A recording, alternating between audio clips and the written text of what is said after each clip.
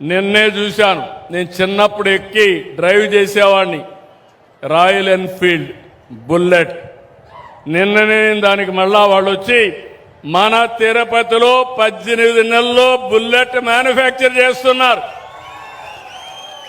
ప్రభుత్వం బుల్లెట్ స్పీడ్లో పోతున్నాం. నేను ఎక్కడా మామూలుగా ఆలోచించడం లేదు. ఒకప్పుడు ఈజ్ ఆఫ్ లివింగ్ మాట్లాడాను, ఈజ్ ఆఫ్ డూయింగ్ బిజినెస్ మాట్లాడాను, ఇప్పుడు స్పీడ్ ఆఫ్ డెలివరింగ్ గవర్నెన్స్ మాట్లాడుతున్నా. ఈరోజు ఇక్కడ అడిగాను మిమ్మల్ని, ఏం తమ్ముళ్ళు మీ డబ్బులు వచ్చాయని. మీ ఫోన్ చూసుకొని మా డబ్బులు పడ్డాయని, అవునా కాదా అని మిమ్మల్ని అడుగుతున్నా. ఏ పని కావాలన్నా వేరే దగ్గరికి పోయే పనే లేదు. అన్ని పనులు మన మిత్ర మీ ఫోను వాట్సాప్ గవర్నెన్స్, అవునా కాదా? నేను అందుకే అధికారులు కూడా పిలిపించాను.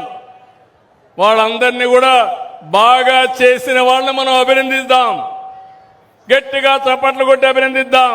చేయకపోతే చెప్దాం, బాగా పనిచేయమని గుర్తు చేద్దాం. అది ఈ విధానం అని చెప్పి కూడా నేను మీకు తెలియజేస్తున్నా. తెలుగుదేశం డిఎన్ఏలో బీసీలు ఉన్నారు. మీది పార్టీది 4 దశాబ్దాల అనుబంధం. మీ అభివృద్ధికి, గౌరవానికి, రాజ్యాధికారానికి తిరుగులేని సంకల్పంతో పనిచేస్తున్నాం.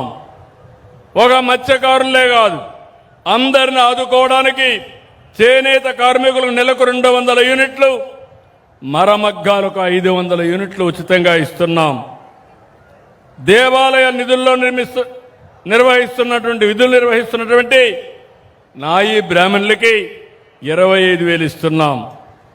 మద్యం పాలసీలో భాగంగా ఎవరైతే గీత కార్మికులు ఉన్నారో వాళ్ళకి 10% షాపులు ఇచ్చాం. వడ్డెర వృత్తి, రాళ్లు కొట్టే వృత్తి ఉంటే మైనింగ్ లీజులో 15% వాళ్ళకి పెట్టాం.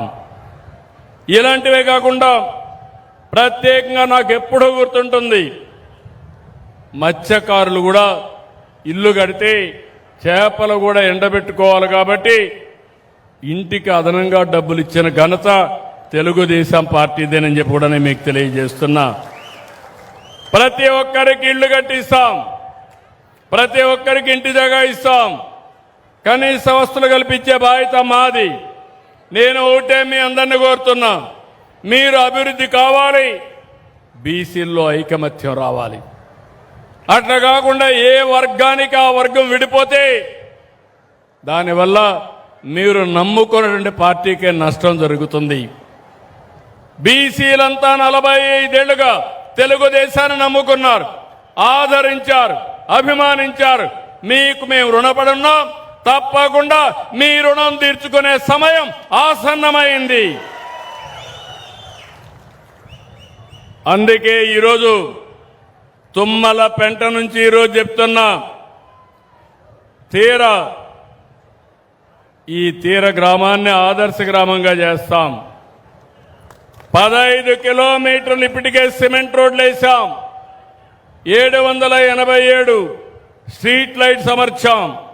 2462 గ్యాస్ కనెక్షన్లు ఇచ్చాం. 1452 ట్యాప్ కనెక్షన్లు ఇచ్చాం. 2 సాలిడ్ వేస్ట్ ప్రాసెసింగ్ యూనిట్లు పెట్టాం. ఇంకో పక్క మీరు చూస్తే నెల్లూరు జిల్లాలో పరిశ్రమల కేంద్రంగా అవుతా ఉంది.